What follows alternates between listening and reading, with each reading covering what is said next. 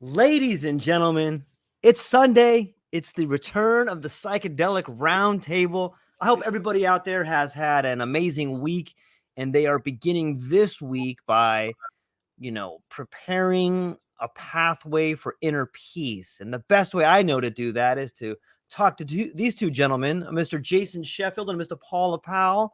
Gentlemen, would you be so kind as to introduce yourself, starting with you, Jason, for those people who may not know exactly who you are? Yeah, my name's Jason. I'm out here in Colorado. I work as a coach and have a podcast with my partner and love talking about this stuff. Love talking about the journey of psychedelics. It's beautiful Nice. medicine. And it is beautiful medicine. You've got a whole nother project going on too. You want to maybe elaborate a little bit on that so people understand what that is?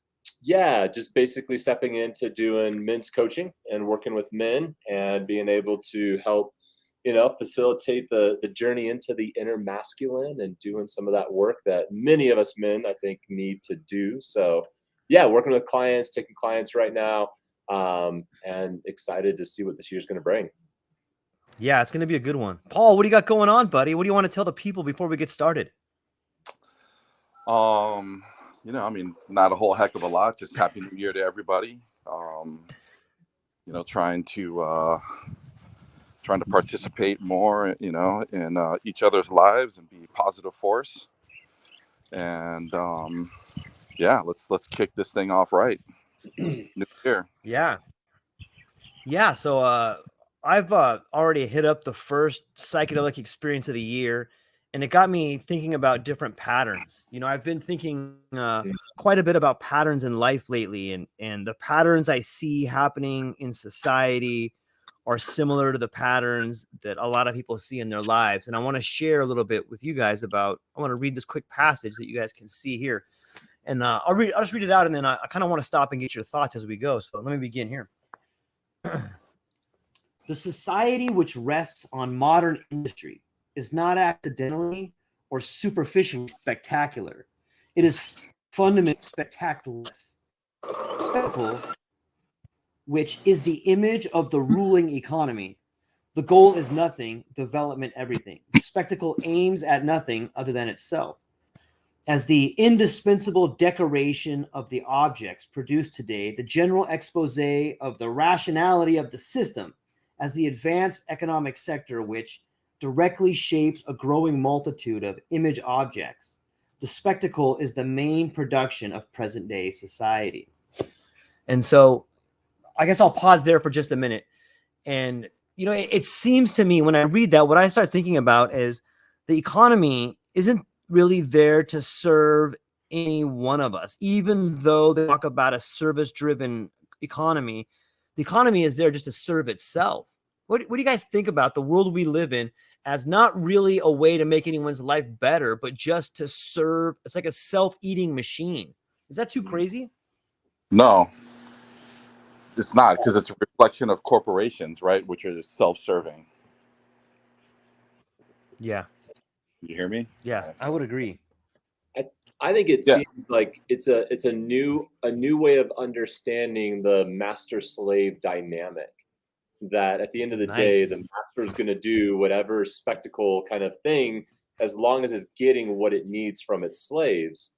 And I think we've had maybe a certain painted picture of what slavery looks like, and don't realize that when we just buy into the spectacle, we're slaves to the spectacle. And there's a power structure there that the master either wants our energy, our money, like how we play.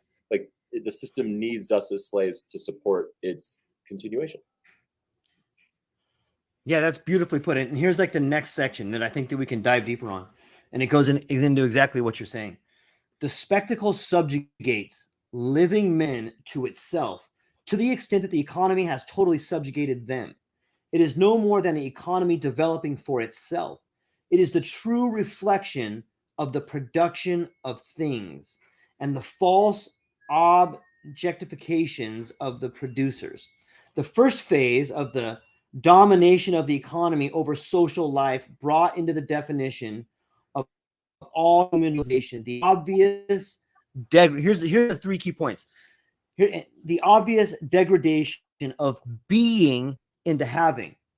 The present phase of total occupation of social life by the accumulated results of the economy leads to a generalized sliding of having into appearing, from which all actual having must draw its immediate prestige and its ultimate function. At the same time, all individual reality has become social reality, directly dependent on social power and shaped by it. It is allowed to appear only to the extent that it is not. So being into having, having into appearing, and then allowed to appear only to the extent that it is not. I want to give an example of that.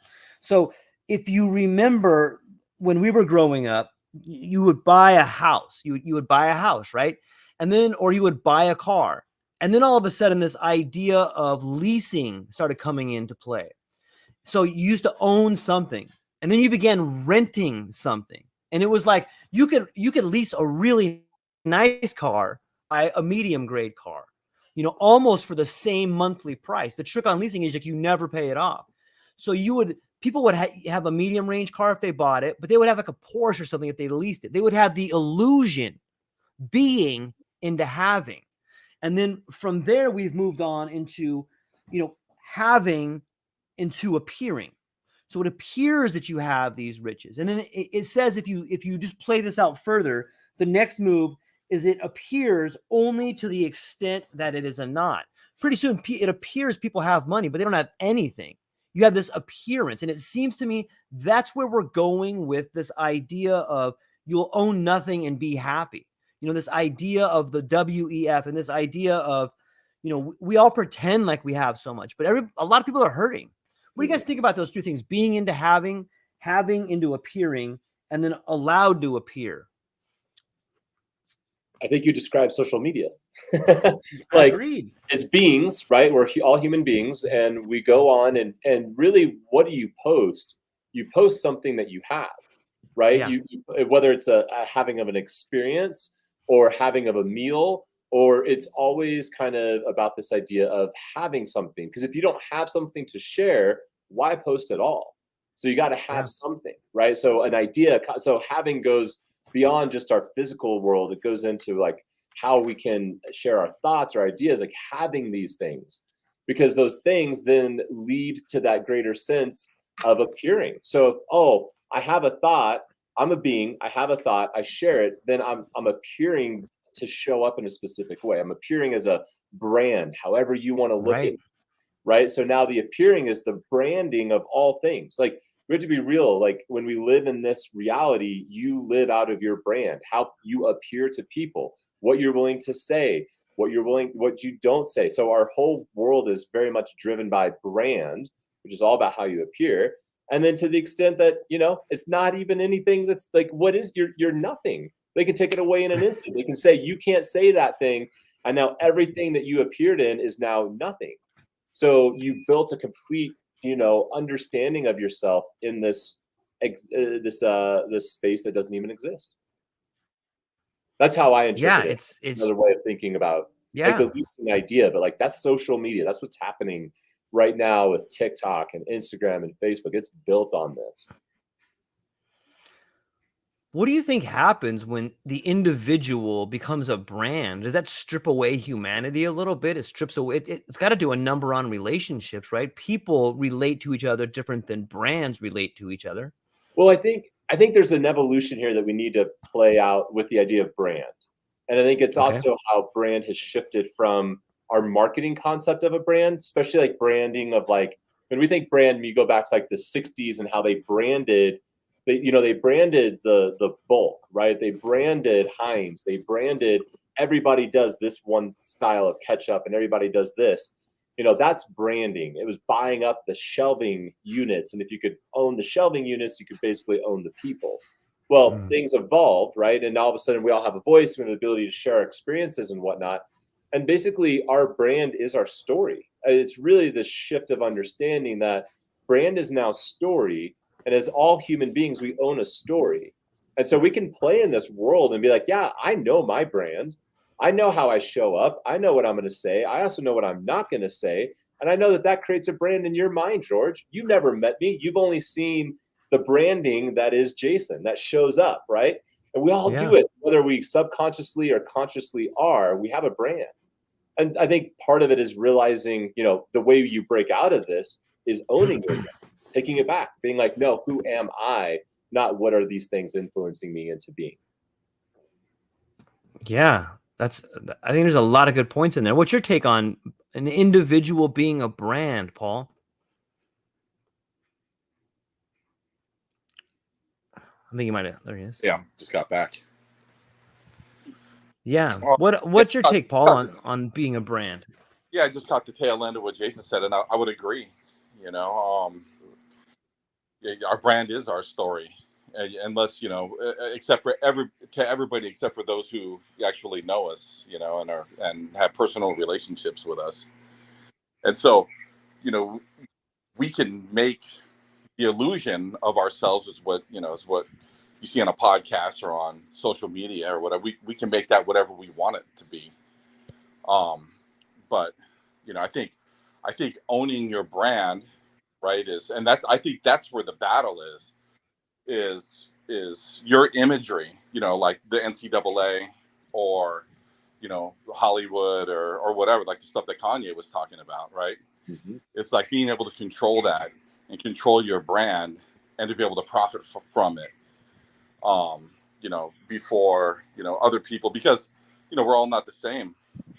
And so you know, my branding may be, you know, maybe appealing to some that may not like your branding, George. And so, you know, as individuals, you could see that there's already this thing happening where corporations, you know, and marketing have selected people based on algorithms or who they think that, you know, they most appeal to, and that are using those people to promote.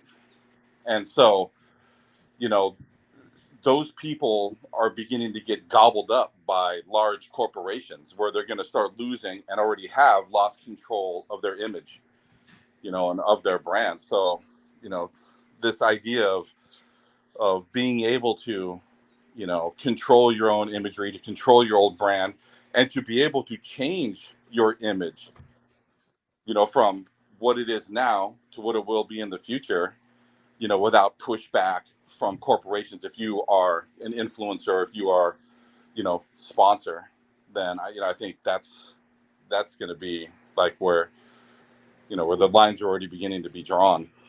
But I think an interesting thing about changing image is also when we start thinking about this idea of branding and we apply it to maybe more of a virtual environment, which is the direction, you know, they're really trying to push heavy on us, is that when you're in that environment, you can be whatever you want to be. So there's almost in this way that they're trying to drive acceptance on this physical plane. They're teeing it up to where when we move into avatar world, you can be whatever you want to be. You could be an animal, you can be whatever, you can and you can change it a million, like almost to the point where you don't have to be anything again, right? So you're going to move through this process of ultimately like your identity will be non-existent because you're just a piece of this machine having an experience in a virtual reality, not actually being anything real. To the point where we have to realize I can't change this brand. Ultimately, like from a higher level, I am me. There is no changing of this. And the moment I realize that I can and then I can grow from that. But that's part of the brand that I feel like we have to lean into is our awakening to our true selves, our truth within.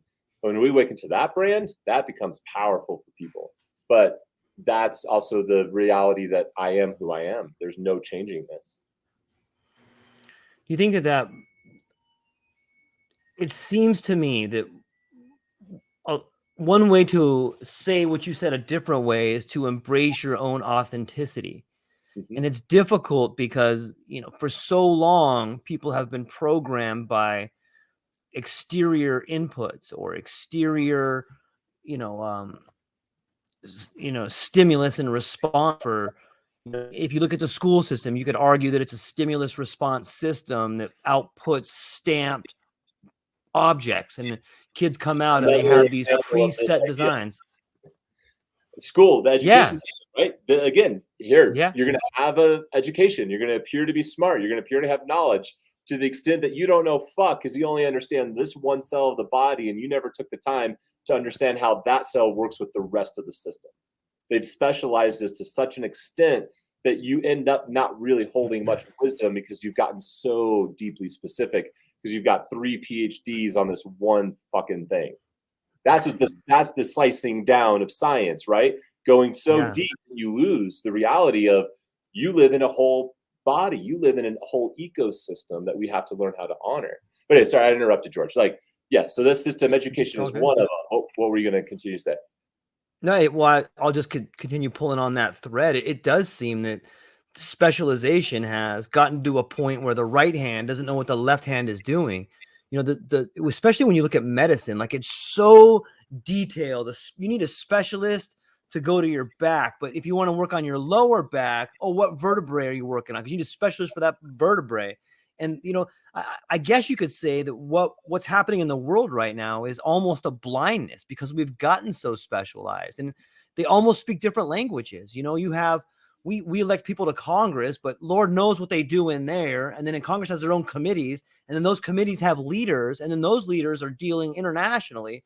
So by the time you know the whole or the body, be it the body of the country or be it a someone with their body going to a doctor, by the time the information gets back to them, it's so diluted and so crazy. Nothing makes sense, man. It seems like that. But if we take that back to the idea of the individual being a brand, I think that it's imperative that people embrace their authenticity. And when you do that, I think you begin seeing the bigger picture. I think you begin seeing yourself in other people because you notice what is special about you is the fact that you're a human, and so is that other person, and that's why you recognize things in other people. But it's weird. It seems to me like you don't understand that until you begin to understand yourself, and it seems like a paradox. Like, how is me beginning to focus on myself and understand myself going to make me relate to other people? But it does. Is the greatest wisdom that was ever given to us: love yourself as you love your neighbors. Like, that is the path, that is the medicine, that is, you know, I've been reading this book called the Medicine of the Shamans by Ruiz, and he's talking about this idea that at the end of the day, the path of the shaman, and really anyone, at least from his, you know, the Toltec tradition from Mexico, when they use the term shaman, they say that anybody that is on their path to personal freedom is a shaman, that we all hold this. There's nothing special about the shaman, but that the shaman is woken up to their own personal freedom. And that when we lean into our personal freedom, what we do is we step away and we see the matrix for what it is. We take our power back, right? We break out of the system that we've been talking through. And that, you know, there's multiple ways of doing that. But again, like psychedelic medicine is a way of waking you up to your own personal freedom. That to me has been something, because I too, George, have had a couple journeys so far this year. And It's been this really beautiful theme, especially as I've also gone into doing some guiding. Now that it's decriminalized here in Colorado and feeling like we can really step into that, man, watching other people tap into that, I'm seeing more and more of these experiences. And it's the path. You have to wake up not only to your authenticity, but to your your choice. And then we talk, you know, a lot about the duality of this or that. Right. That's what this is talking about. In a spectacle, you have a decision between this or that.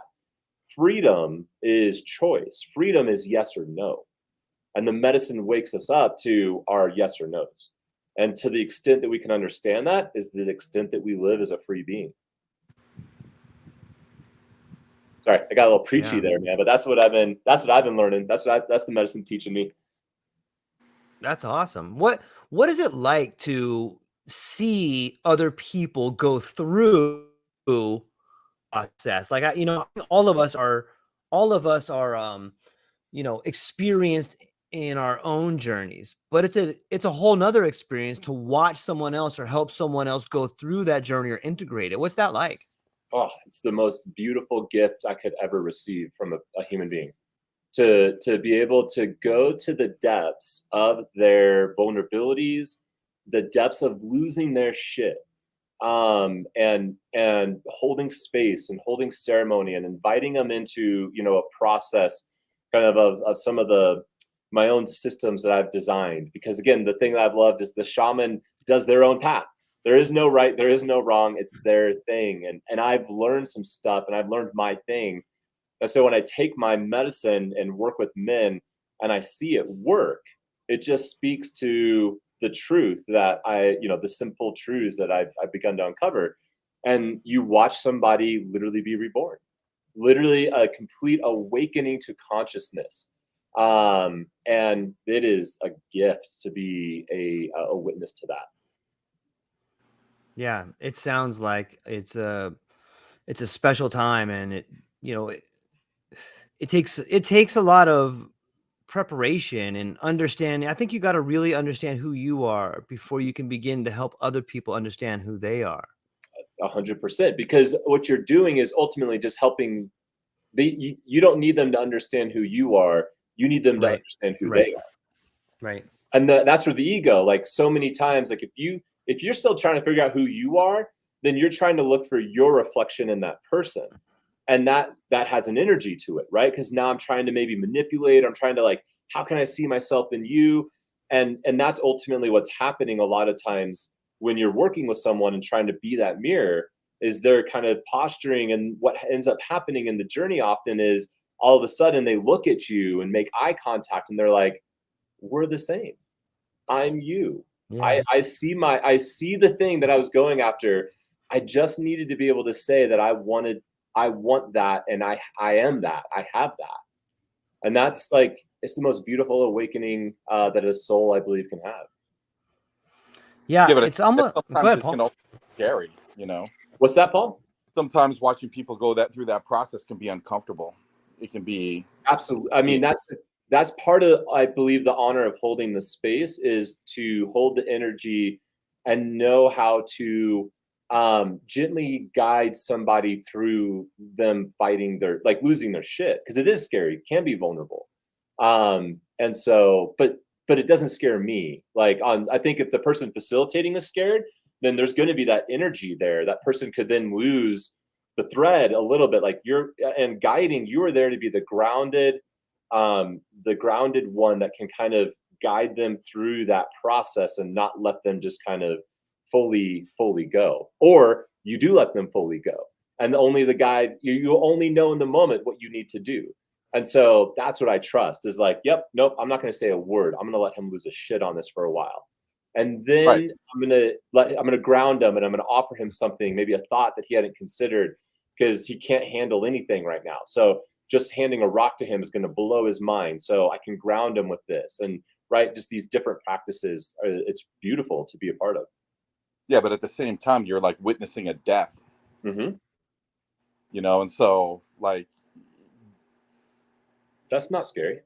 Well, I mean, you don't know what's going to be reborn.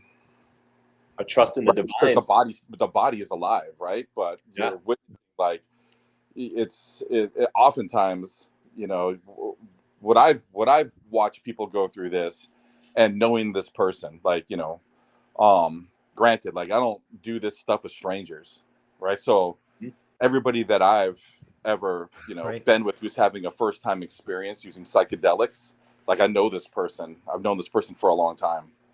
And so to me, like, when I'm watching somebody go through this experience, and, you know, thinking to myself, like, I'm watching somebody, like, you know, basically these people are dying right here. Like, they're, like, who they think they are, their ego, their view of themselves, you know, this person who they project to be is, like, dying in front of me. And you know, and it's almost, in some ways, it's kind of, it's not really sad, but, you know, to watch people become humbled so fast, you know, is profound, and it can be a little bit, you know, a little bit uncomfortable, and all you can do is hope that, like, once they get through the experience and they come out the other side, that they didn't lose all of themselves, but they were changed in a way, you know, that will allow them to be, you know, to grow and to be better people. And so to me, there's always that, it's kind of, it's like a seesaw, you teeter totter, you're kind of watching people and kind of figuring out like, what it is they're going to do. What are they thinking? What's happening to their imagery of themselves in their minds, I mean, you got to take it seriously. At least I, There's everything that I like. It's a very sacred experience and journey and process. And yeah, it's not like someone for me, when I work with people, it's a process that I take them through. And it, there's a lot of knowing and a lot of timing and a lot of just understanding the process, to be able to guide somebody through that and to trust that whatever will come out on the other side is their true selves, right? That they're going to awaken to that personal freedom. And then, and then we do the integration work, right? So, okay, great. What came alive for you? What awoke? And then it's the process of, in this plane, developing the practices to carry that through, carry that transformation, carry that concept, carry that consciousness into this reality. And that's where we have to attach it to meaningful practice. Well, yeah, but you're playing a little bit of God there, right? 100%. When you're offering whatever inputs they are during this journey, this has kind of been kind of part of my issue with coaching, right? It's like I'll sit there and watch somebody and I'll be available if somebody's like having, struggling with the process, and that I'll be the smiling face that they see, you know what I mean? Mm-hmm. But never to offer, like, I'm not, trying to figure out in what step of this process they are going through on this journey. Mm-hmm. and then inputting certain things. I think that's very dangerous, man. Mm-hmm. I think it is it's a practice of consent. And it's something that I invite everybody into, that everything that is offered with consent and a practice of consent. And it's part of the awakening, because personal freedom is actually consent. It is saying yes or saying no. And everything that is offered in ceremony is offered from a posture of consent. And it's really important that the person that's guiding understands their medicine. And you're right. There is an element of, I am stepping into channeling the divine, because who else is going to do it? Human beings, we are gods to each other. Like we reflect the divine. So yeah, I do trust that, but I also trust myself and my own energy and my own cleanness, that whatever I'm offering is just truth. And at the end of the day, they will have to find their own truth. I have nothing to offer them at the, nothing.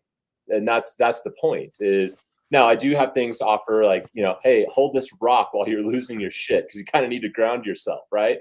Or hey, here's an image of open hands that's like not some iconography, and maybe let's, what does that evoke in you? Or maybe not. I don't know. I have no agenda stepping into those experiences with people. I simply responding to what comes up. And that's the job, I believe, of a guide in that process, is to respond and to have enough wisdom to know how to respond. But yeah, you're playing with fire. You gotta be real clean and feel like you really have the confidence to step into that, I believe. That's really bold, I could understand like offering playfulness to offering, let me, maybe a little bit of, let me show you a little bit of magic. But, like for first time experienced people, to me, like the responsible thing, and this is just my opinion, has always been to just let them go. Let them find it. If you want to get together on second, third, fourth experience, and now, hey, let's input some things, but let's discuss them first, right? Like I think there's value to that, but and still, the value is it's very limited, right?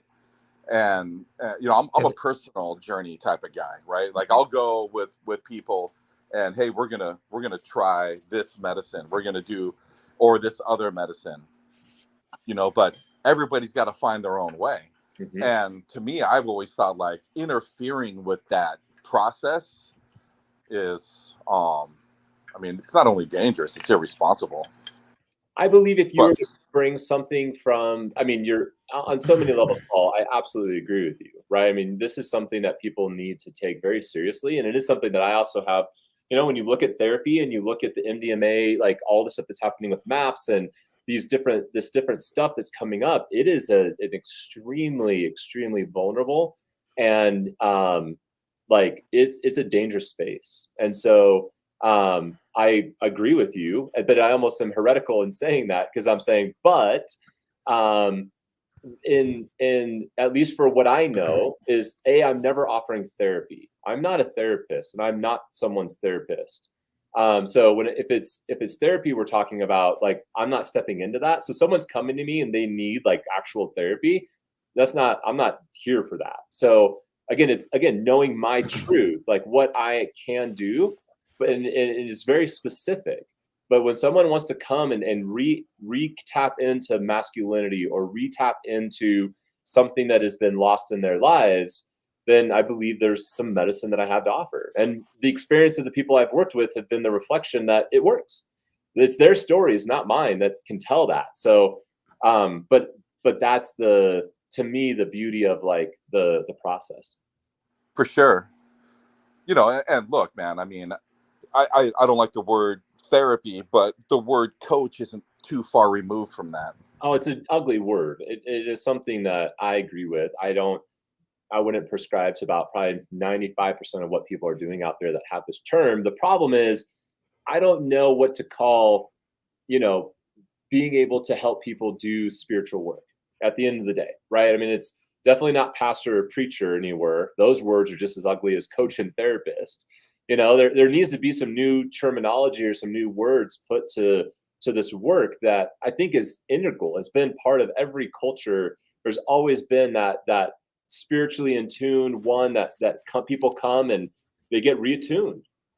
They're tuning and they want that. And not everybody, they're all going to find that in various ways. But I do believe that there's something beautiful between humans that we can facilitate that tuning for each other. Right. Maybe mentor. I look at it more of like, like I'm not offering inputs when people are on this journey, but I can be a reflection. Sure. Absolutely. If somebody is coming to me during this experience and, and through whatever language, through eye contact or verbally or whatever, or touch, whatever, like positive reinforcement, and being a reflection of their journey at whatever point in the process they're in. Like, I think that's responsible. Yeah. And but that's probably what I'm doing is just reflecting. There's not a lot of input that's happening on that front. So like I said, Paul, I'd argue we're probably like 95% on the same page of what this would look like. Yeah, no, I mean, and just from my time in conversations with you, I would much rather, be on a first time journey with you than somebody who called themselves like a real, like, psychedelic therapist or a psychedelic coach. Well, and that's part of it, Paul, is like, it's really interesting. The people that are coming online, they're realizing the value of this medicine. They're wanting to have experiences with it. And so what do we do? Because I don't believe that everybody should just be given like 5 grams and go figure it out. That to me doesn't feel like necessarily the path. But then like the therapy, like take this pill and go sit in this room, doesn't feel like the path either. So what's the middle way? Like what's something else that can begin to happen to open people up to then go do their work, right? I'm not gonna sit with you like 10 times. Like I'm gonna turn the shit on and then you go figure it out, man. Like you get to go figure out this journey now. You're awake to the consciousness. Like welcome to your path. Go figure it out. Well, to me, it's set and setting, right? So if you're providing that, and and it's positive and it's safe as it can be. Yeah. And then dosage is a whole different thing, right? Like I've always, like with friends, I've always made medicine more available. Like here, we can start with this. If we get an hour into this thing and you're feeling comfortable, then there's more medicine available. Mm-hmm. Right. And then I'm here as just your friend, right? Someone that you're not alone. Right. But you're on your own journey. And if you want to come to me for some sort of, you want to mirror with me, that's cool. Right. You want you know, an opinion from me, that's cool, you know, but I'm gonna let you kind of do your thing. You know what I mean? And I agree. Like, I'm not like, here, like, here's 3 hits of white blotter, you know, and I'm gonna drop you off in this park and I'll be back in 5 hours. You know what I mean? Have Right. fun. You know what I mean? That's not responsible No. either. You know what I mean? Or here's a George, you know, like a basic George dose, which would be like, I don't know, like 10 or 12 grams of whatever the fuck. You know what I mean? And drop you off at the beach, and and I'll see you in 3 hours. You know what I mean? That's not responsible either. But it's a matter of, to me, it's always been a matter of like, yeah, cool. And watching people go through the journey, I've always enjoyed that. Like, for first time, medicine users, and it is true. Like, and I've had a whole range of emotions while watching people. Because I know, just through through my own psychedelic path, right? Like, you see the person, there's glimpses of the people that they will turn into if you know a person long enough, right?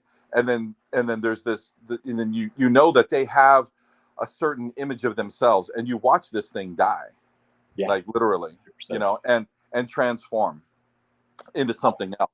And so there's always been the beauty of that, but there's also been the sadness of that, because sometimes, those realizations, post medicine, can be struggles for people to deal with. And so for me, that's where the work is, right? It's on the other side of the peak. And I've said that many times, right?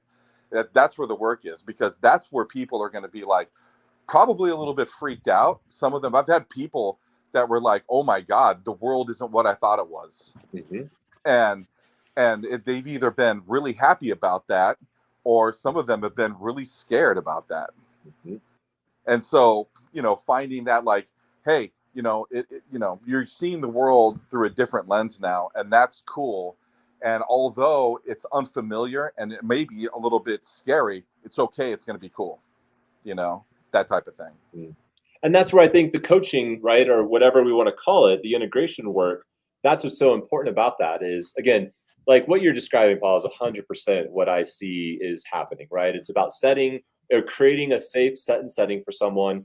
It's letting them kind of decide on their depth, and me being able to kind of help understand like what they want to go through. And then from there, being able to just become a reflection to them. And offer them kind of, and watch them like shed the story that they've been telling themselves, which is their egos. They shed that story, and all of a sudden, like, when you get past that drop in of the medicine, you then are open to the consciousness of like, this is really how it is. And like, I had my sound bowl, and playing with the sound bowl, when you're playing in those levels of consciousness, will just, you feel the vibrations, and they're just offering people these little things that they can experience, fruits and amazing pineapple that just explodes in your mouth, like just giving people that experience is, I think, really valuable. What about music? Do you use music? 100%, yes. So yeah, go ahead. Well, and I love using like ceremonial music. So I have a specific playlist, and a few of them that I'll work with. But like a guy named East Forest, if anyone's listening is not familiar with him, but East Forest is this guy based out of Utah that's been doing ceremony music for a while, for like 10 plus years. And it's done with intent. It's a deep understanding of at least psilocybin for the most part. It's really the only way I've journeyed with it. But he has one specific thing called Music for Mushrooms. It's a 5-hour experience that he did live while facilitating and holding space for people. And it's just amazing. So it's like as easy as just, using that, but then having like other music and getting to explore that. So yeah, it's all definitely part of that process.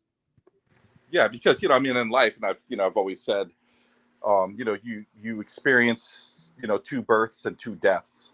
Right? There's your birth, when your mom gives birth to you and you come into this world. And then there's a death when you first have your real psychedelic experience. And then there's another birth that happens, shortly, while your death is happening in psychedelics. And then, then one day we all, leave the physical and we all die. And there's so many people out there that have only experienced one birth.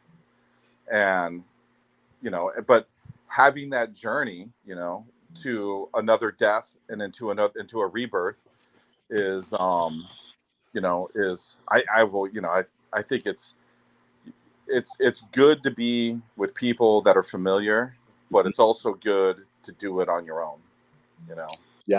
Yeah, I did it on my own. I didn't have somebody to facilitate. I mean, other than my partner, who we would, you know, do this work together. But like, yeah, that's the thing is, I think some people can find, and if they're feeling called to figure it out on their own, they should. Don't work with someone. But if you're, you know, like, that's what I really have to trust is the intuition. Again, back to what we were talking about earlier, of can we turn on our own internal yes or no? And if we can turn that on, then if your yes is to go do it by yourself, then go do it by yourself. Do not, you know, do not think that there's a right way to do this, because just like there's a million variants of the mushrooms, there's a million ways. There is no right. Now, is there some wrong? We've learned some lessons. You know, set and setting can definitely be a factor, but at the end of the day, like, you have to find your own path with it.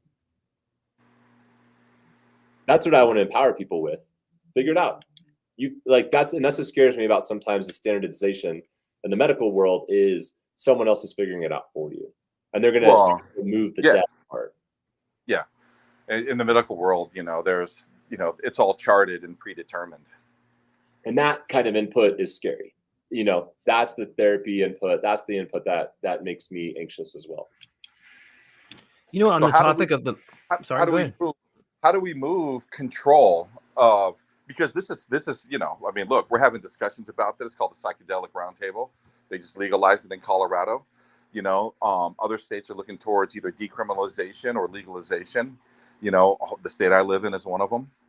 And so, you know, it's been a pretty hot topic for the last few years of, you know, psychedelic medicine. So how do we create, and I don't even know, an industry is the wrong word, right? But how do we control, you know, a more organic approach to this medicine and less, you know, scientific approaches, which is what the powers that be, the corporations, the, you know, the pharmaceutical companies, and even the government, right, are all supporting this one particular path moving forward, which is clinical, right?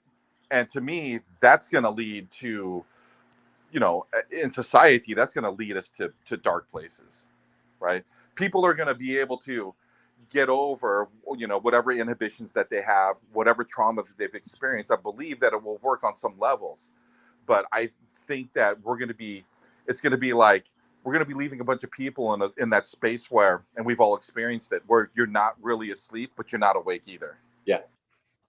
And so how do we, you know, move it into a direction, you know, because my thought is, and it's kind of maybe what you're thinking, Jason, is like, this is community based, because these things, whatever laws that are going to be controlling this, you know, corporations that are going to be throwing billions of dollars at it, these problems are solved within your community. They're not solved through advertisements on television. Like, this is how you get better. Yeah. I think we solve it the same way that we have to solve the other things that have become these problems, right? Like, history is going to repeat itself. And so, you know, we trust the people. We trust those of us that are doing the work, that have woken up. We trust the journeys of the individuals that are on their path of personal freedom to wake up other people, and just trust the community, that there'll be pockets of community that figure it out. Will there be suffering? Absolutely. There's no like pill to like not have this thing come through without a lot of suffering and pain. Unfortunately, I just don't think we get away from that. And so it's just kind of, I feel like, letting it happen on some levels, while us being true to ourselves, saying, yeah, guys, there's another way you can do this. There's an alternative. You know, in the same way that there's an alternative to everything else that's out there right now, right? There's an alternative to the mainstream way of doing things, an alternative reality that, you know, maybe Lucky Charms aren't the healthiest food for you. Like, are you seeing this? Like, has this popped up on your guys' radar yet? Lucky Charms being better than eggs and steak? Yeah, right? Like, the idea like you should eat more Honey Nut Cheerios than steak. And look, I bought into the veganism thing for 3 years, and I was really into like not eating meat. But even now I've woken up to realizing some of the bullshit that I was fed on that process. You know, like, so the same thing's going to happen. And we just gotta trust the medicine to wake people up. You think the free market will sort it out?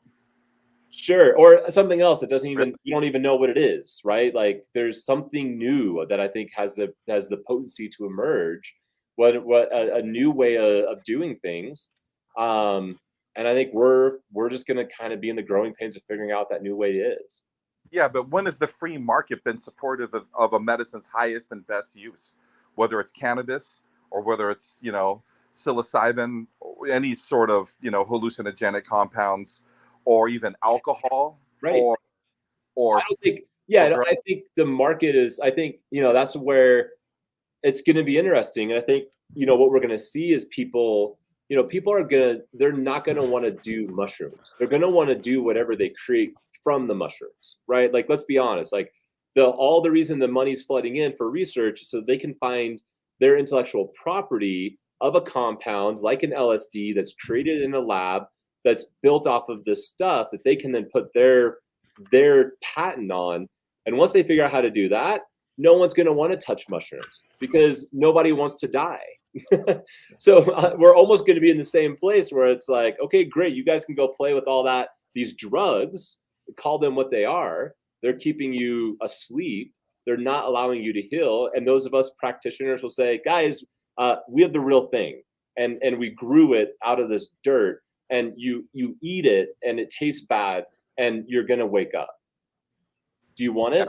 Like, spot in a free and fair market is really not, you know, it's been great for corporations, but right. Not so good for people. And this shouldn't be a part of the free market. This is part of the individual healing. I don't even know that I struggle with how to even tie money to doing sometimes this type of work, because it should be something that's based out of the community that's available to everyone. Well, I mean, that's kind of what we're talking about though, right? Is like, you know, how do we stop it from being a bastardization of what the three of us have experienced, right? You know, to the actual genuine thing that we know the medicine is. Yeah. I don't think that's up to us. Like, we're not going to stop that from happening. But I think if you want to see the future, then you should look at what's happened in the past to similar things. If you look at, like, let's take weed, for example. There's all kinds of, you know, cannabinoids, and they've taken, you know, you can get the sprays now where, like, hey, you don't get high from this, but it has all the benefits. That's what you're going to see with the mushroom. Hey, the psilocybin, you don't see anything, but you get the medicinal effects. And it's a way of separating the spirituality from the healing. And it's just going to be a big marketing process. I think Jason is accurate in that the commercialization of it depends on the profitability of it. In order to do that, you must create a patent for it. And so once they begin adding a water molecule to it or whatever it is, then there'll be like a smear campaign for mushrooms. Oh, and they'll come out with some story. Look, all these kids are dying because they're eating the mushrooms in the raw or something like that. But I think that what we're looking at. Let me interrupt you, man. Yeah, like I'm in the nut world, right? And there's no smear campaign against like almonds or pistachios. I mean, there are people that have, you know, that complain about how they're growing, but they're not. There's no nut. There's tons of smear campaigns in the nut. How about a nut allergy? My kid can't even go to school and bring a nut. Okay, all right. So, like I said, there are some things, but they're not replaceable. Right? Nuts are not replaceable. There's no fake almond, right? There's no kind of, you know. There's like almond extract. Like they've found ways to commercialize the almond on top of the rare nut that you eat. And like, that's what I'm saying. They're going to have like these extracts. They're going to have derivatives of the mushroom. And like, that's where the capitalization, the free market are going to get into exploiting it. But my whole idea was that I think this is different on one level. And that level is that the magic is in the realization once you take it. And I think that regardless of what people turn it into, you change when you take mushrooms. Like, it changes the way you see the world. It changes the way you think. And that's why I had previously mentioned, I feel it's like a Trojan horse in a way, because you're seeing billions of dollars being poured into it by the pharmaceutical industry. And mushrooms it has the opposite of, people take mushrooms and they're like, hey, wait a minute, the pharmaceutical industry sucks. Like it's changing and maybe it's not the mushrooms, maybe it's our society changing, maybe it's our attitude towards drugs changing. But the mushrooms and psychedelics, at least the natural psychedelics, seem to be a catalyst for better living. You know, there's a real danger to taking LSD or mushrooms or ayahuasca because you might want to drop out of society and start a farm. You know, like there's some real things that happen there. People start thinking differently. And it's almost like, I look at it as like an exogenous neurotransmitter. Like it fits the receptors in such a way that it's supposed to. It's almost like you can communicate with the earth. It's almost like when you take this, it allows you some 3 hours of clarity or 3 hours of a communication. And if you look back to like the ancient Greeks and you hear about the logos, the way in which they communicated with the planet, the voice that they heard, their inner voice, it's almost like the psychedelics are giving us that inner voice back. And so I think that there's a ton of money. They're trying to commercialize it, but they can only commercialize something they patent. And I think the reason they have struggled for so long is like, how do you make money on something that grows on shit? Like it just grows everywhere. You know, how do you restrict that from people taking it? Yeah. So now all of a sudden, what are they going to do is they're going to say, oh, you know what? We actually found the miracle pill to solve the problem that we've been creating over the last 60 years with the rise of anxiety and depression, right? Like the rise of anxiety and depression, the two main things that, and oh, by the way, PTSD, right? The wars this country has created. We now have all of these people that are suffering because of the way that they've been disconnected from this earth through their nutrition, through their guts, right? That depression is healed through the gut, not the brain. There's more serotonin generated in your gut and not your head. But what did they do? They gave us pills to take care of your brain and didn't do shit for your gut.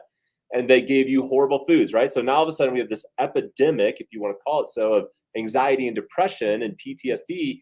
And now all of a sudden they can patent the miracle drug that'll fix that problem for you, right? That'll make you feel happy. That won't make you feel like your life isn't as shitty. Again, that's a really just like, I don't want to take away from people's experiences because I've experienced this healing. I know how powerful it is, but I think that's the Trojan horse. Is right now it's actually good work that's happening. People are healing from this, but I don't think it'll be too long until there's another shift here. Okay, so what you're talking about then, Jason, is like, I'm just kind of forming some thoughts here, but what you're talking about is basically where people aren't experiencing the death and the rebirth, and they're just taking a pill that'll help them cope. Yeah, got it. I think that's the difference. That's going to be what people, there. And again, that coping, there's beautiful work that can happen in coping with the PTSD and getting your life back and starting you down that path. But what about having the death and the rebirth and let that be the mechanism that helps you with PTSD 100%. And depression?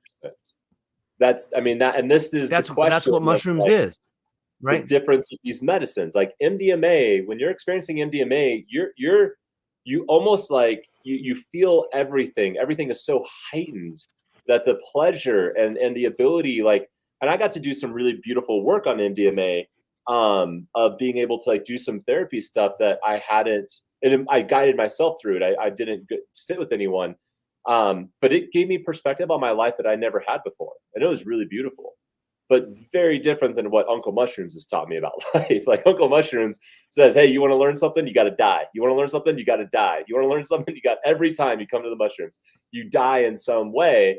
Because on some levels, to me, that's the keys to the kingdom. Paul, you said we go through one rebirth.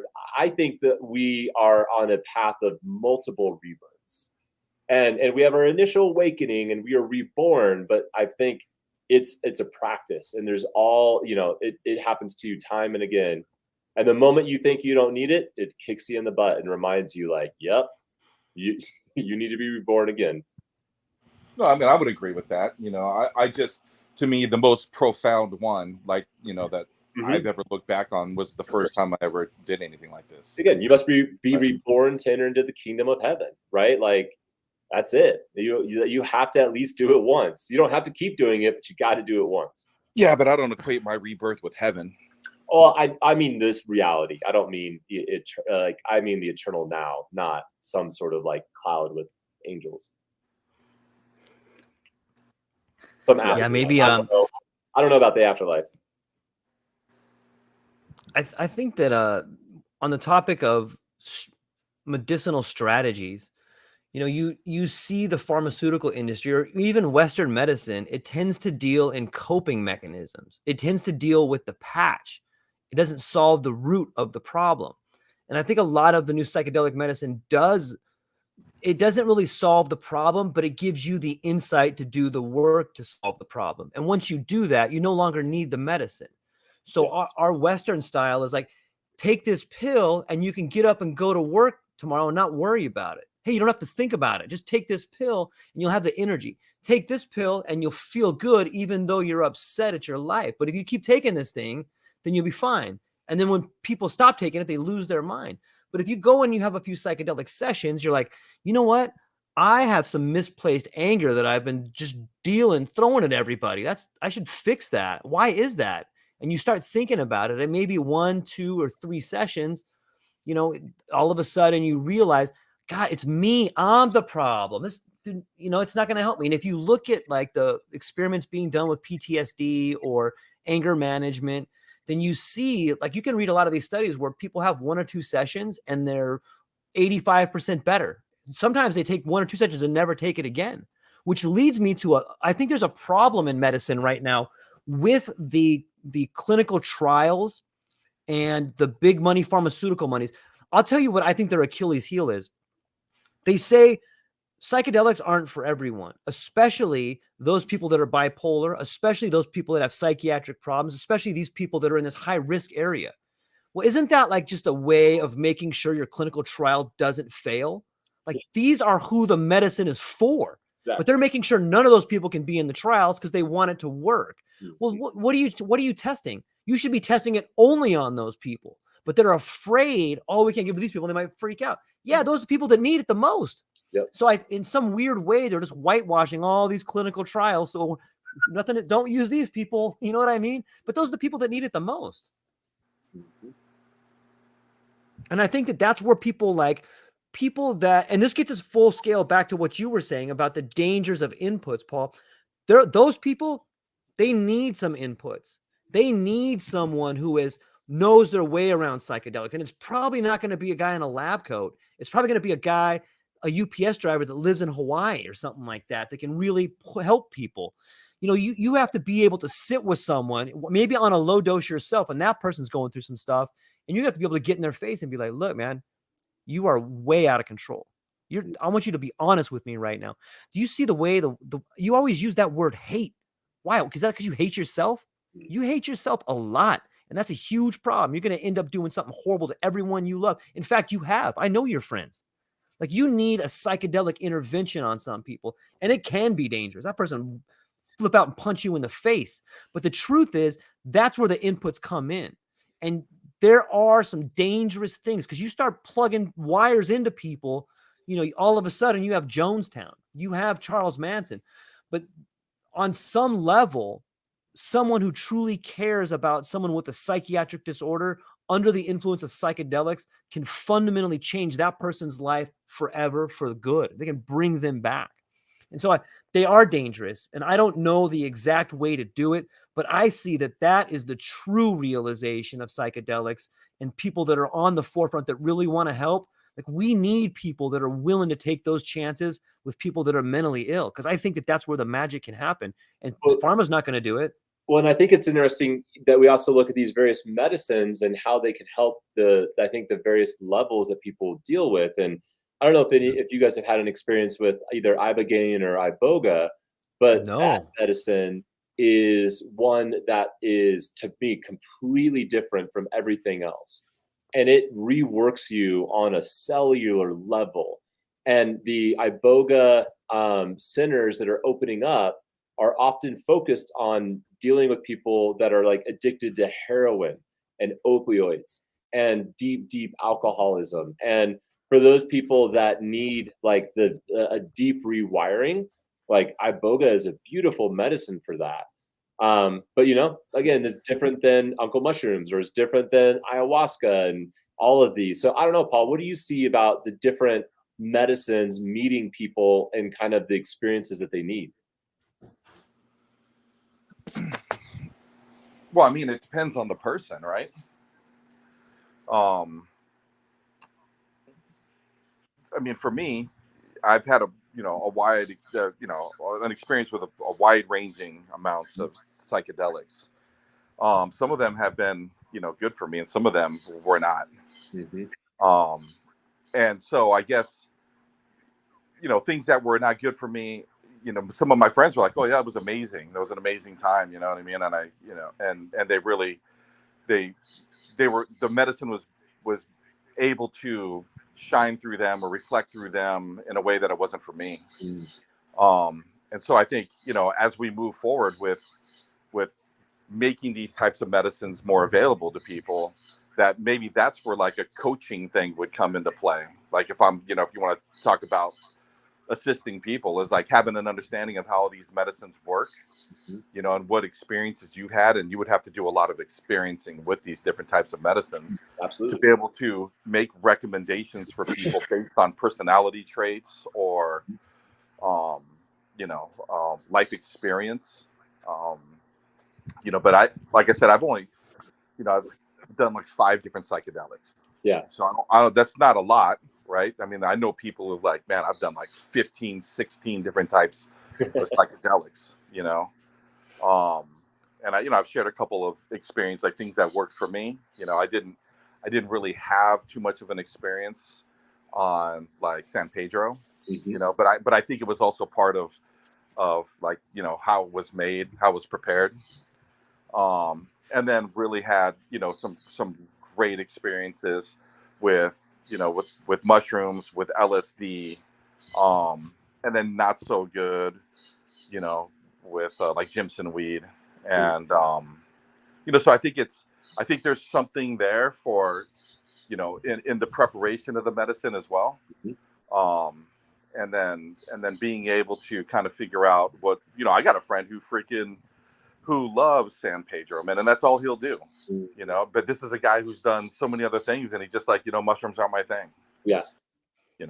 I just, it's cool. I've had some good experiences. I don't like the way it makes me feel like in the first hour.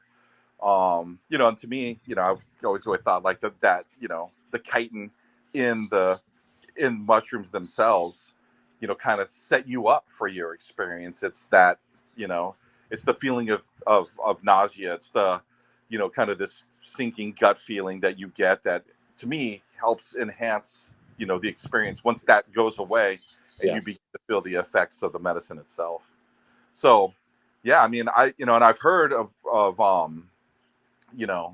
clinics, like especially down in Mexico where they're using, certain drugs to cure people of alcoholism and heroin and those types of things. But I don't know if those things are necessarily, psychedelic. Yeah. I mean, the iboga or ibogaine is talk to a guy. definitely psychedelic. What was that, George? I'm going to meet with Levi Barker, who's got a company called Iboga Wellness next week. And so, yeah, what are you guys like when you think about that, Jay? What are some questions that you have about it? Like, I don't know a whole lot about it. I know it's like I think I heard it's like a 24-hour experience or an 18-hour experience. And it's, I don't really know much about it, but I've heard that people can go down with a heroin addiction, take it, and be heroin free after. They can go down with a smoking addiction. And so I've heard a few stories about it, but I don't know a whole lot about it. What would you like to learn more about on that topic? Yeah, I mean, I think it's interesting because, I believe that it's limited to or found in West Africa.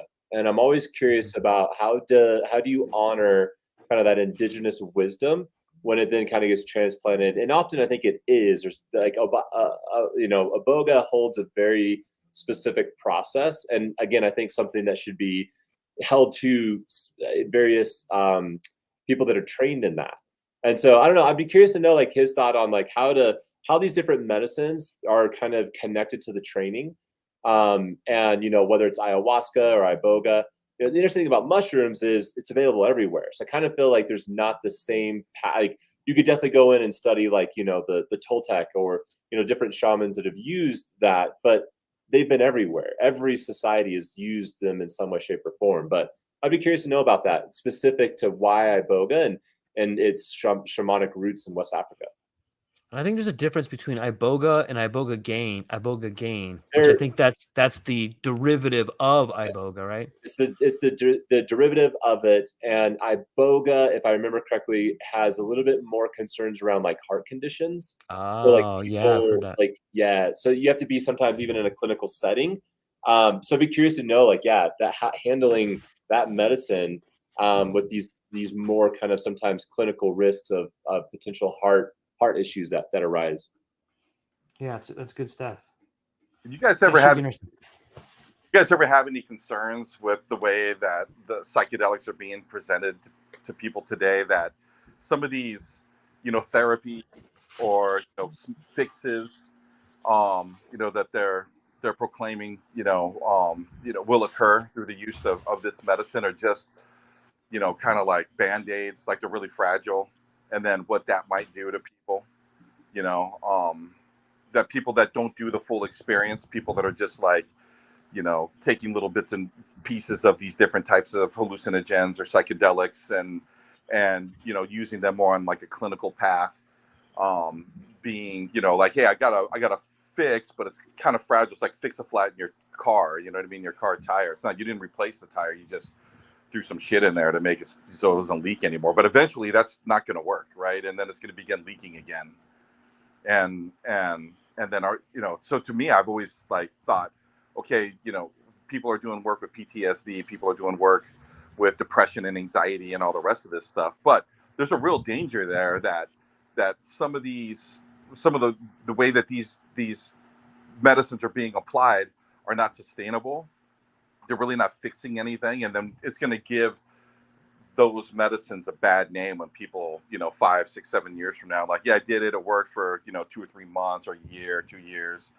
And then I could never really get my shit together. And so, you know, things fell apart and I blamed the medicine. I would say to somebody that didn't wake to their personal freedom, their choice. They didn't like, yeah, that's gonna happen. But I think it's I don't know if there's anything we can do to like protect that, unfortunately. Like to me, maybe it's just more dystopian in my perspective, but like I trust like people will try to find the easy route. They're gonna try to find the shortcut. They're gonna try to find the path of least resistance. And they're gonna continue to be frustrated by that. Which on some levels is why I feel like this work will always be present. No matter how legalized things get or you know, whatever shift, there will always be the need for the community to help people do this work, and it's up to the individual to make that decision for themselves and unplug from the narrative that they're being told about how it should work for them. Yeah, I mean, you know, which makes me think like there's a war brewing. There's a war happening right now. We're in Right. it. Well, like, you know, a big fight.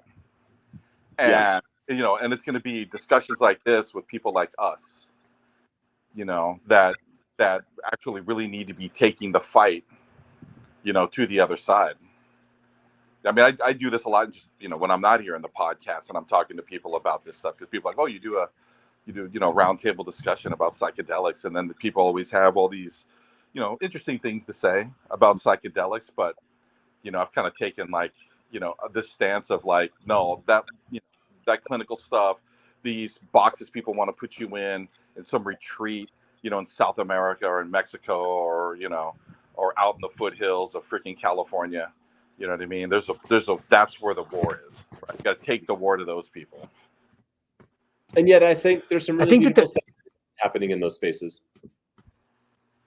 yeah, What were you saying? I think there's room for both. I think there's room for both. You know, on some level, like on some level, I often think, how can you manage what you don't measure?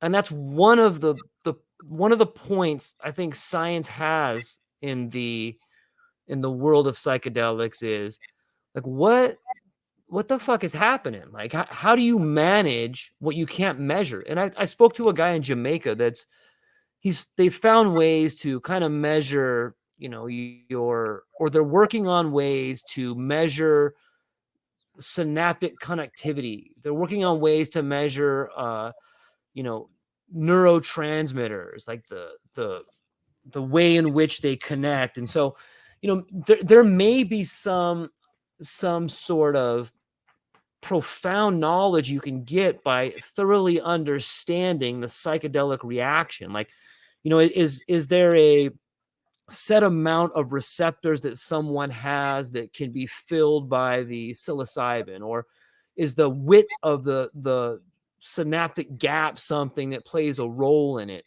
And ultimately, like, we may not be able to figure that out off the bat, but how do brain waves function during a psychedelic experience, and what effect does that have? And if we see this pattern of brain waves in somebody, does that mean they have more of a breakthrough or less than a breakthrough? These people in Jamaica were working with a lab that was studying the different brain waves. And I personally wouldn't want to be hooked up to like a brain machine when I'm tripping my balls off.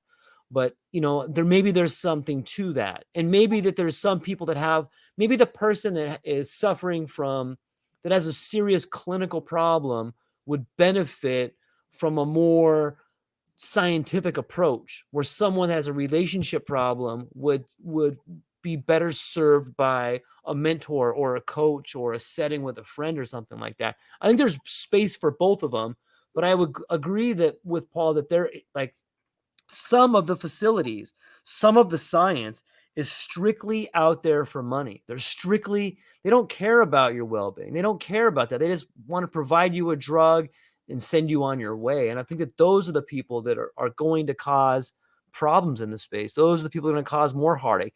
Those are the people that are going to allow the individual to give the medicine a bad name. And so I think that there's room for both. I'm curious. Well, this is why this is the major problem with decriminalization and legalization. Say Can you more. elaborate on that a little bit? Yeah. What's that? Tell us more. What do you mean by that? These things were illegal, right? Then there wasn't the opportunity for, the monetary system to step in and start, determining how the path forward using these medicines, which is what they are going to do. It's happening right now, right? But when, these substances are black market and these substances are illegal, then, basically it's kind of the rootsy organic, methodology of using these medicines that would have continued on. But with legalization, it's a whole nother ball game. It's, it's the dilution of these medicines. It's going to be the interpretations of how they're delivered and what you should expect from them. And so that's always the problem with legalization. It happened to cannabis. It happened to weed. Yeah. I'm curious, when you look at like the science and understanding the stuff and on our deeper levels, let's say we were able to understand it. Why does that matter? What changes would that bring that when you think about these approaches that would be a benefit to have a deeper scientific understanding of what's happening? That's a great question. It is a great question, and thank you for asking. I think that when you begin to understand what's happening in the brain, then you begin to understand a new reality around you. It's like having an insight.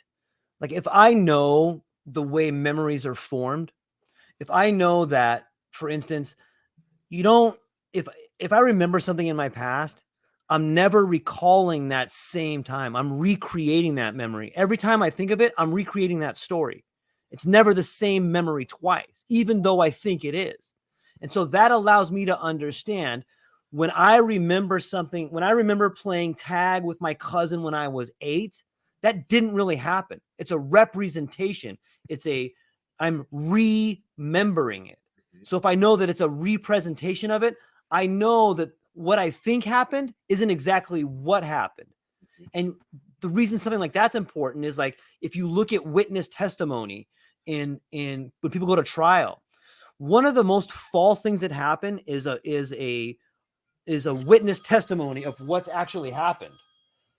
And so like we didn't know that going, we didn't used to know that. But and I'll give you an example. One time I got robbed at a pizza place, and it was me and 3 other people. And these dudes came in right to the register. They pulled out a gun. Give me all your money. Get on the ground. We're going to kill you. I start freaking out. The cops come, and the cops pulled us apart. And they go, look, we want you to describe the people that robbed you. So I described them, and my friend described them, and my boss described them. I described him wearing a red hat. The other guy described him wearing a blue hat. And my other boss described him wearing a green hat. Like, how could that possibly be? Well, the fact is, we know what's happening in the brain. We know that you're freaked out. We know that you're not remembering correctly. So might it be possible in the world of psychedelics, if we know this, like we know this feeling of harmony is like, we all get this sense of well-being. Like, what is that? What if we could figure out what that is by understanding what part of the brain is lighting up? What if by brain waves, like right now we have a bunch of rough graphs that show connectivity. Right now we have ways that understand the default mode network is being turned off. But what if we learn that visual information is being processed in Broca's area? Might there be something that we can branch off in science there? Might we learn, hey, we could use this particular mushrooms to understand the world better. And here's a way we could just use it as a jump off point to learn more. And I mean, that's just one way I was thinking of. Like, that could be just some subjective bullshit, but I think that there's stuff in there. What do you think? Hey, George. Yeah. You made a really good argument against your argument. I did? Supporting specialists earlier in this conversation. Well, I don't think that I think over specialization is a huge problem. What do you think, a gynecologist is going to figure this out? Maybe if he was working on a pussy. But you know what I'm saying, though? That's what it takes. No, I don't. Well, I mean, what take? Specialists look into this stuff. Jason asked, does it matter that we know exactly how all these things work? I don't think it does. Right? But it takes. Well, it doesn't matter to you. Yeah, that's right. It doesn't matter to me, right? But what I'm saying is, he was that, asking me why I think it matters. Right. I think it matters. But you made an argument for specialists because that's who's going to figure it out. It's not going to be, an oncologist that figures it out. It's not going to be a gynecologist that figures it out. It's going to be somebody who specializes in these little parts of the brain and even more specializes in how psychedelics work with these parts of the brain. That's why we need specialists. And I was going to make that argument earlier, but you made it for me very eloquently, but I might add. I think that it could be the person that takes mushroom is a specialist. It depends on how you define specialist. Someone that takes a lot of mushrooms is a specialist. George. Please, let's not redefine specialist. Well, I don't think we defined our terms when we spoke about it. But okay.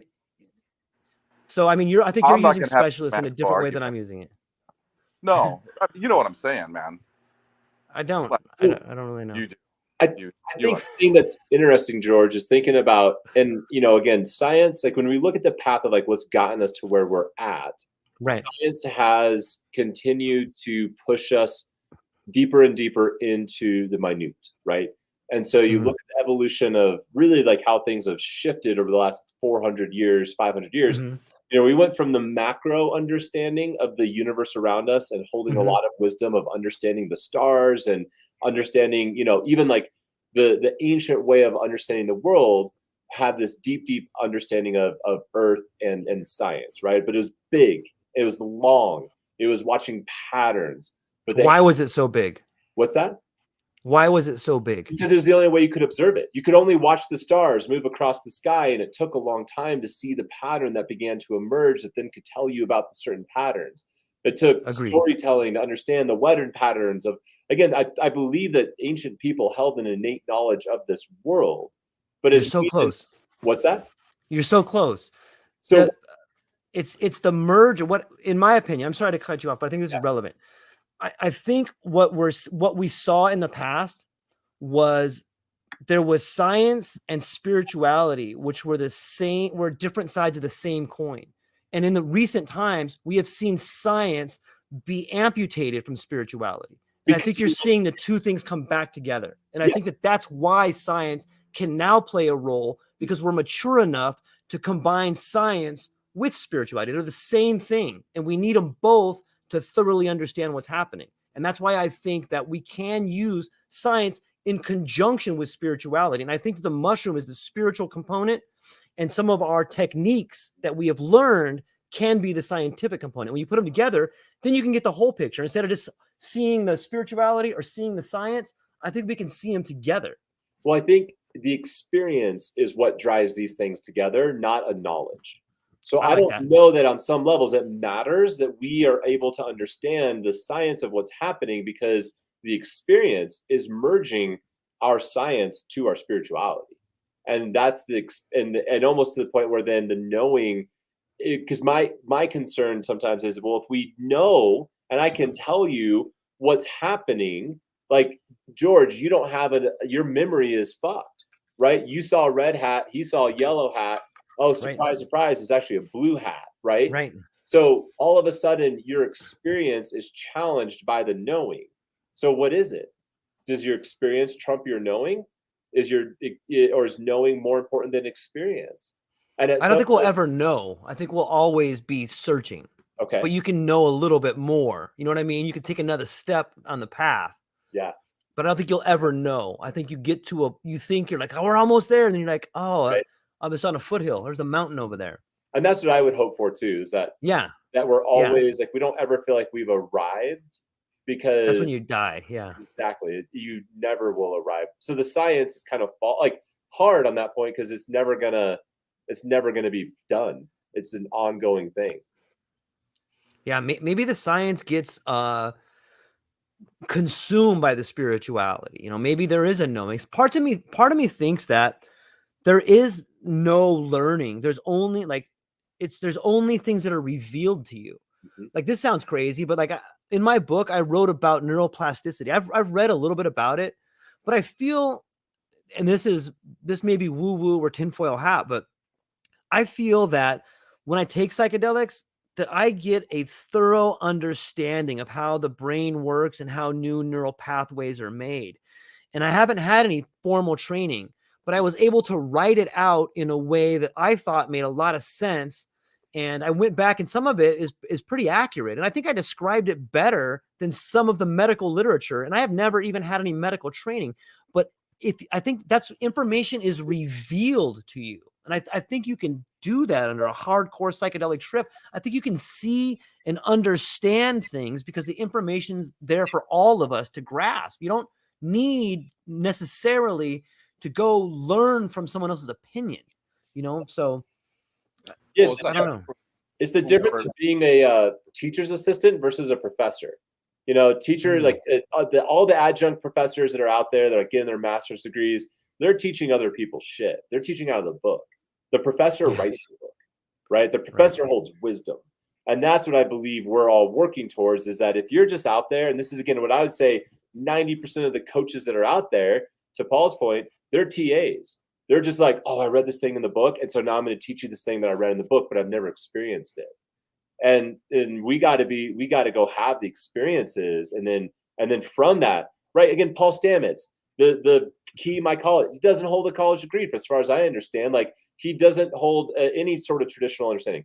Randy Carlson, dude that was with Graham Hancock. I know he could be a little like a woo-woo, but like, that dude has no formal training. He's just a enthusiast that has been going down this rabbit hole and has incredible amounts of knowledge that's important for people to be hearing. So I agree with you. I think we're going to find this data and information not through wires, the science of looking at a readout of your brain waves, but a knowing, an internal experience that might describe it, that then when tested is like, holy shit, he's right. There it is. Yeah.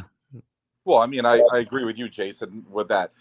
You know, we had this discussion in the chat about bringing on a woman who was in Europe who was doing work with psychedelics and, you know, how the neurotransmitters and everything in your brain work. And I thought people were, in favor of having people like that join us on this podcast, but I wasn't. Right, because although I do think that stuff is important, it's kind of esoteric but important, that to me the work is done within the experience, like you're talking about, George, right? Like where you had psychedelic experience where the medicine was speaking to you and telling you, and maybe not clinical or scientific terms on how all these things work, but you had an inner understanding of what was going on in your brain based on what your brain and what the medicine was telling you, not what any other external factors were telling you, right? Well, and I think this is an interesting piece of history that is like, I feel like we're trying to avoid. But when you look at the pioneers, specifically like Tom Leary Timothy Leary and Ram Dass, they were doing all this. They were experiencing it, and out of that experience, driving science, and that pissed everybody off because they were compromised because they were having the experiences with the people. And so I feel like in this round of us trying to grow in our scientific understanding, the scientists has removed themselves from the subject or the experience, and now they're trying to understand something. Hopefully they're doing it on the side. God, I hope they're having these experiences so that they can try to, but if they're not and they're trying to just to apply science to this, it's going to get real weird. And I think it could then lead down to some of these paths that we're seeing, because it's like, oh, don't take the medicine. Like how many doctors are taking OxyContin, right? Like, oh no, I would never touch that shit, but here you go, take another pill. Well, that's my concern, right? Is that this is what's happening, and then so you bring that to the free market, right? So now all of a sudden, people like us who have real world experience with psychedelics and have been doing it for a long time, right, are all of a sudden lending credibility to people who are in lab coats and have no real world experience in how these things work. All they're able to do is isolate chemicals and tell you how the brain works, which it's then the battle's going to be there. What's that? The battle's going to be held there, right? Like we're going to, that's the battleground that I see coming too. Right. So that's kind of what we're talking about earlier. Yeah. Right. And then then what happens with the free market, right? Well, it's always going to gravitate towards the guys in the lab coats. And because that's where they feel all the credibility lies. And so for like us, and this is what I was talking about, the foothills of California and some of these places where people are, experimenting with using, this medicine, PTSD, and all the rest of those places. Like those are the battlegrounds. Those were where the wars are going to be fought. And that goes where the money is. Yeah, and it's up to like people like us to kind of be standing there, going, no, fuck that, right? This is the way. Yeah, go into these foothills. Don't take ayahuasca in a freaking room. It's meant to be taken in the jungle. Don't take ayahuasca from some weird person, that says like, I got some for you. Like go to the shaman in the Amazon and go honor these medicines. And I do think, and then unfortunately there's a commercialization and all the free market in that scenario. But to me, that's at least better than just thinking that we can be experiencing this stuff by ourselves in our homes without any sort of guidance or understanding. Yes. Yeah, not the guy who's pretending to be something that he is not for the sole purpose of getting laid. Exactly. Yep. Yeah. It's those are out there, I think, and they'll always be out there because they are out there, my friend. In a big way. They are out there. Oh, and it's showing up in all sorts of different forms. We've, like I've seen it show up in some of the stuff my partner's experienced with coaching and the stuff that's out there. It's like, again, if you're like, the biggest encouragement to anyone that's listening is thinking about doing work with someone is you need to listen to their story. You need to be able to look at how clean they are. You need to look at because they'll have their tells of whether or not they're teaching out of the handbook or they're teaching from their experience. And if they're teaching out of the handbook, stay away. Especially if you're looking for a professor, a mentor, someone that can really guide you. TA is just reading a book. They don't know shit.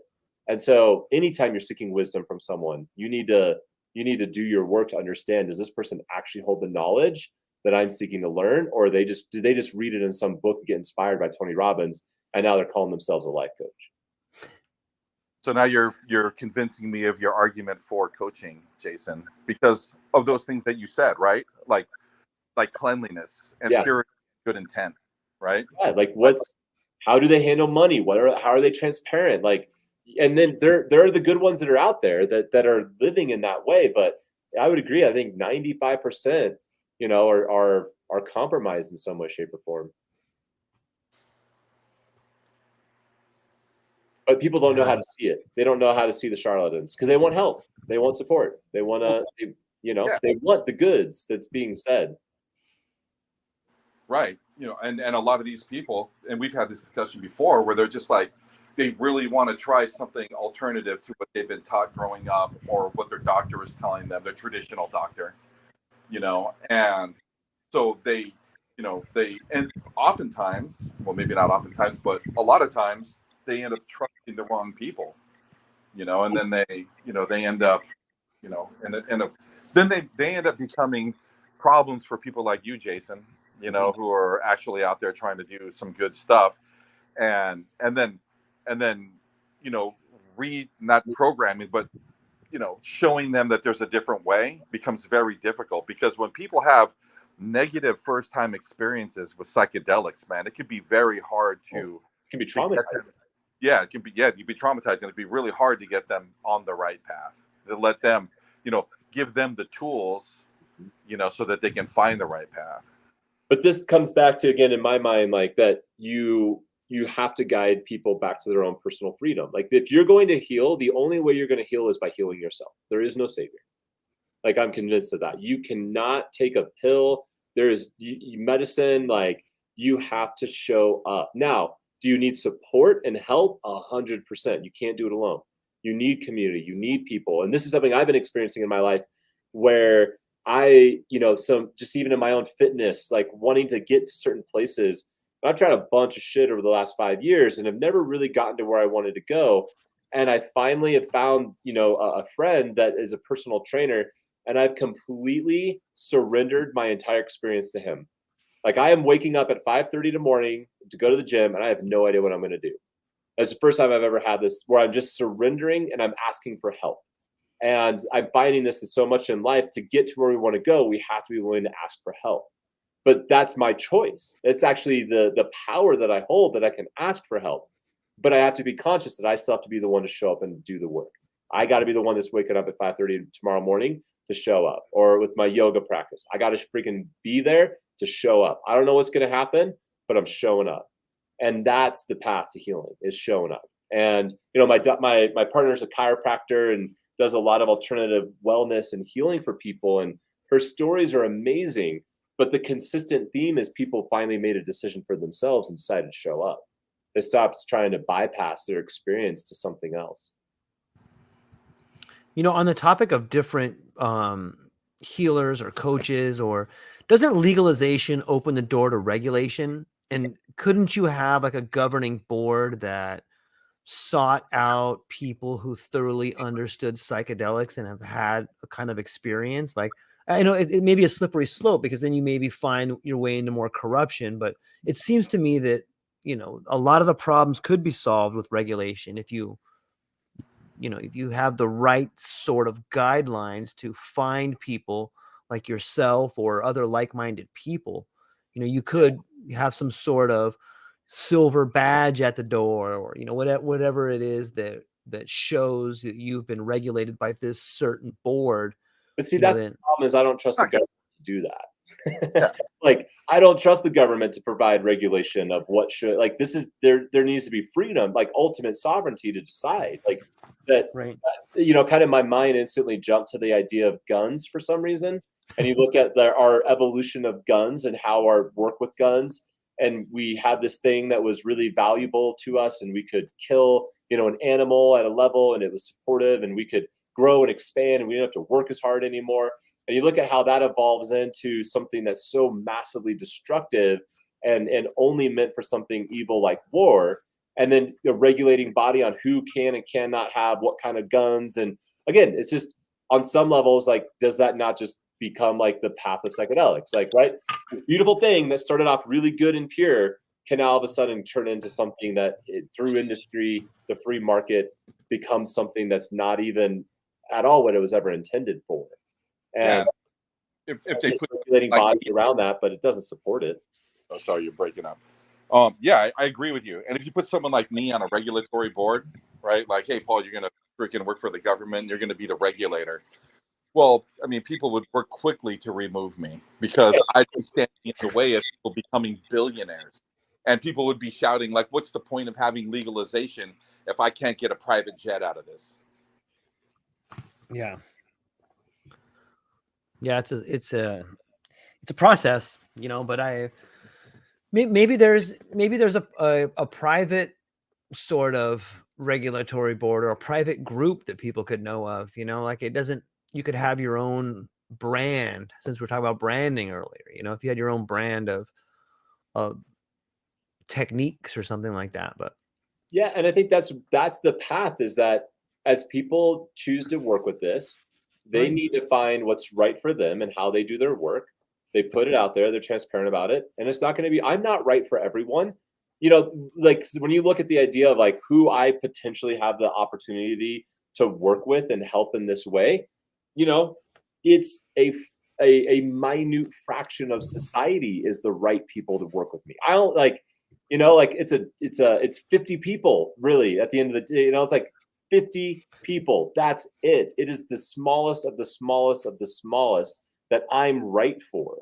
And that's where we need a plethora of people that are out there and available, because they're only going to be right for their 50 people or whatever you want, right? So that's where, again, it can't get too big, because it's such a, like, you can only be right for who you're right for.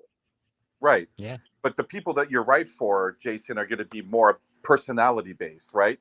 Sure. But your ideology, right, and your philosophy is right. Mm-hmm. So So it can it's be about, big.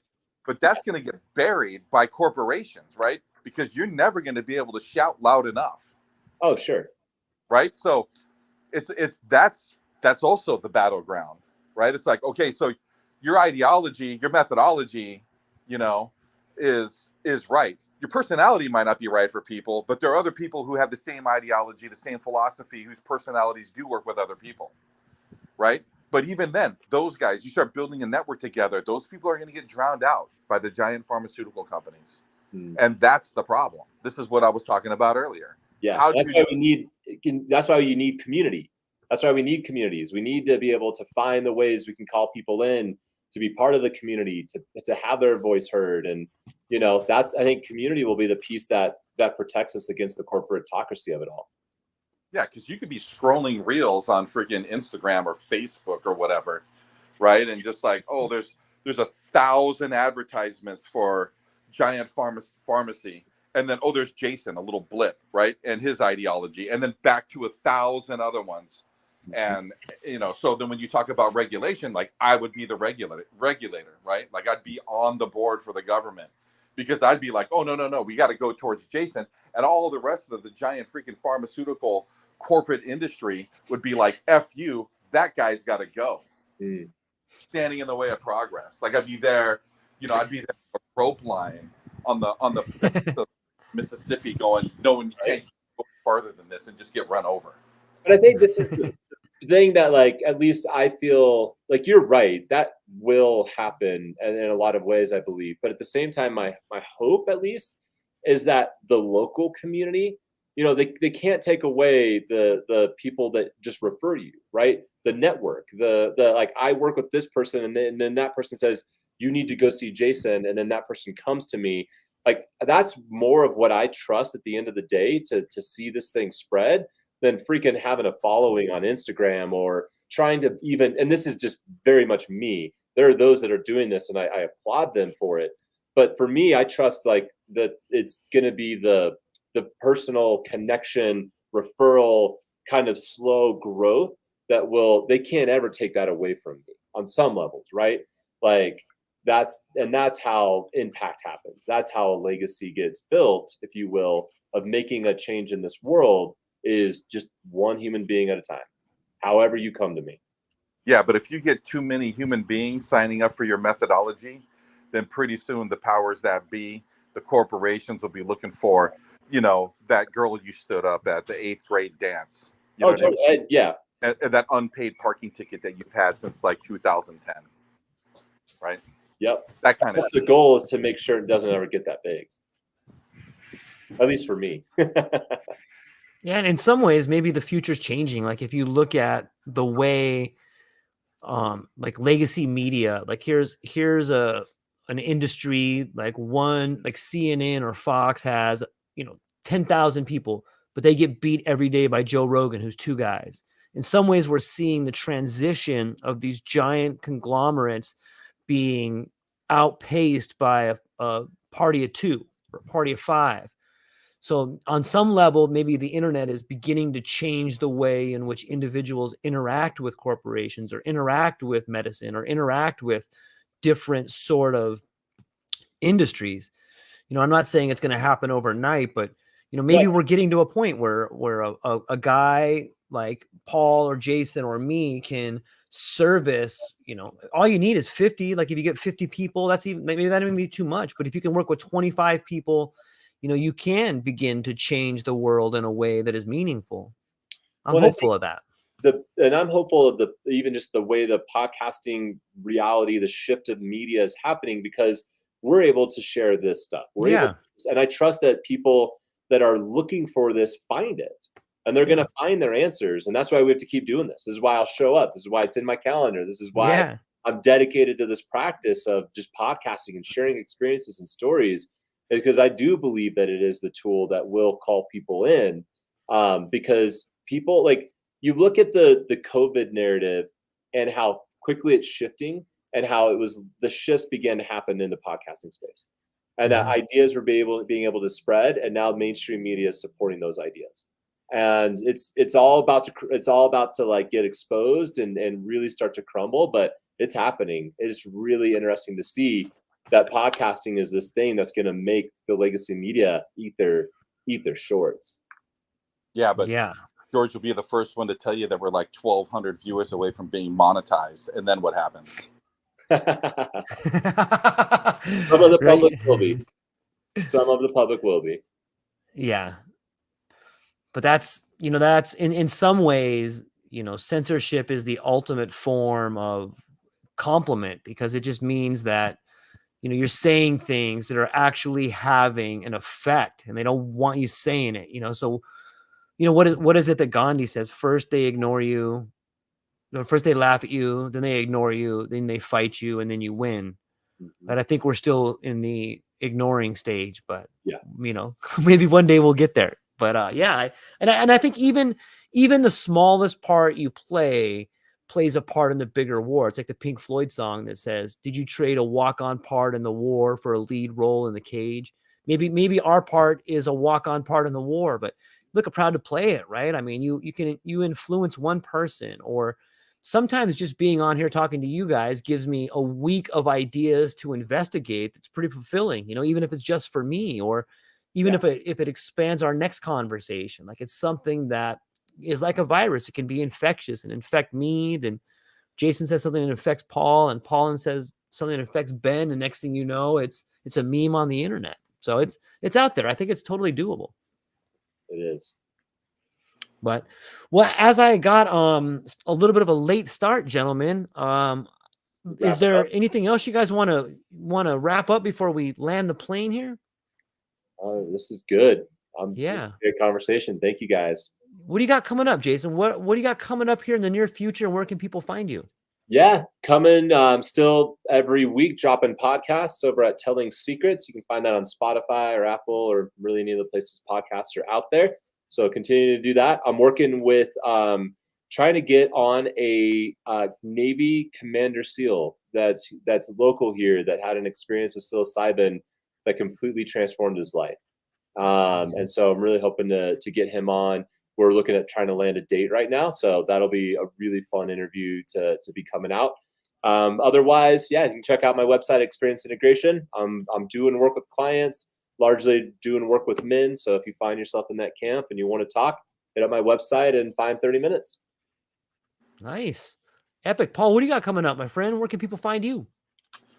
Usually on the True Life podcast on, whatever Friday nights and Sunday afternoons. That's right. I mean, other than that, you really can't find me. Thing I love about you, Paul. Your brand is a mystery, my friend. A little bit. Are we going to be seeing any Stig mead on the market anytime soon? Oh, I don't know. I don't know. It's a possibility. We'll nice. See. Yeah, I got some other projects I'm working on right now, but yeah, maybe one day.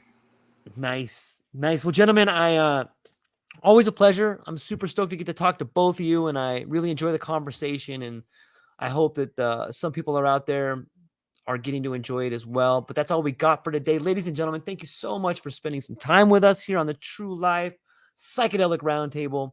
Check out Jason, check out Paul, and check out the True Life podcast. And we'll see you next Sunday. Aloha.